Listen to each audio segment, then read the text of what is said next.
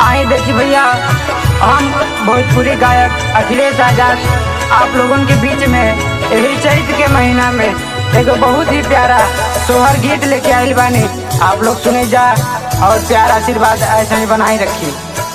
ललना हमारे इंस्पेक्टर हुए हैं, आखिया के डॉक्टर हुए हैं, आखिया के डॉक्टर हुए हैं हो।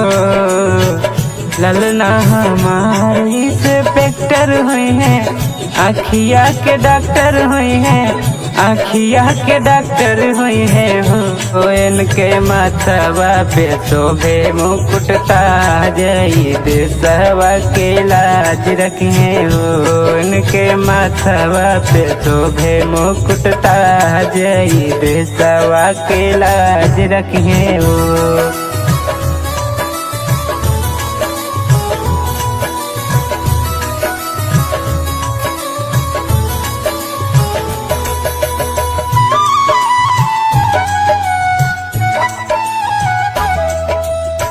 माई त झूलुआ झूलावेली, बाबू के खिलावेली, बाबू के खिलावेली हो।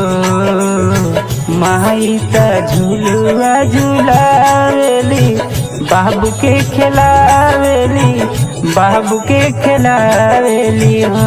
इनके साथ रही हमारे आशीर्वाद, देशवा के लाज रखे हो। इनके सिरवा पे शोभे मुकुट ताज, देशवा के लाज रखे हो।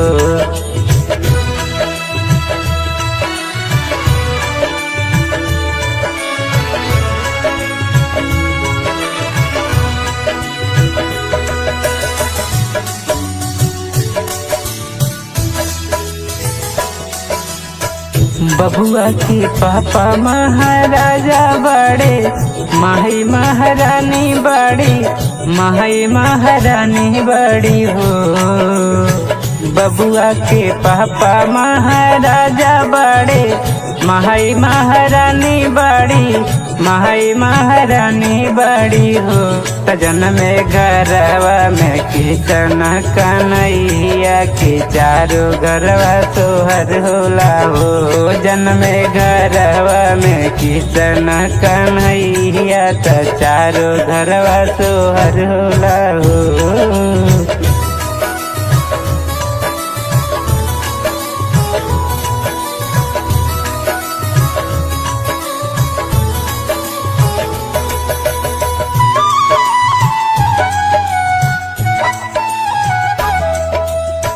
अखिलेश त सोहर खूब गावेले, बाबू के खिलावेले, झुलुहा झुलावेले हो।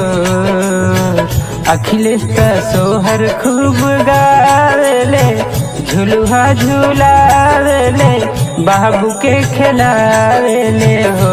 इनके सिरवा पे शोभे मुकुट ताज, देशवा के लाज रखे हो।